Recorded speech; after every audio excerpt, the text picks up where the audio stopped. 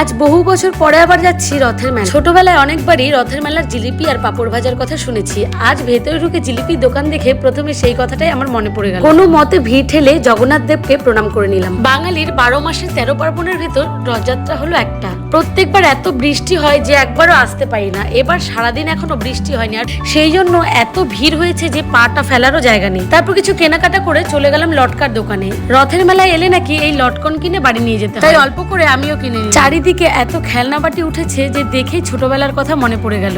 একটা সময় মেলার সব থেকে প্রিয় জিনিস ছিল এই খেলনা বাটি। এই খেলনা বাটির দোকানগুলো পার করে চলে গেলাম একটা ফটোর দোকানে। জগন্নাথ ঠাকুরের একটা ফটো নিয়ে নিলাম বাড়ির জন্য। মেলা ঘুরতে ঘুরতে অনেকটাই রাত হয়ে গেছে, এখন জিলিপি নিয়ে চলে যাবো বাড়ি। ছোটবেলা থেকে শুনে আসছি যে রথের মেলায় নাকি বৃষ্টি হয়, আর সেটার প্রমাণও পেয়ে গেলাম। আমরা যখনই বেরিয়েছি মেলা থেকে তখনই শুরু হয়েছে মুষলধারে বৃষ্টি। সন্ধ্যাবেলার এই হঠাৎ বৃষ্টিটা পৃথিবীটাকে যেন শান্ত করে দিল, তাই বৃষ্টি উপভোগ করতে করতে চলে এলাম বাড়ি। টাটা।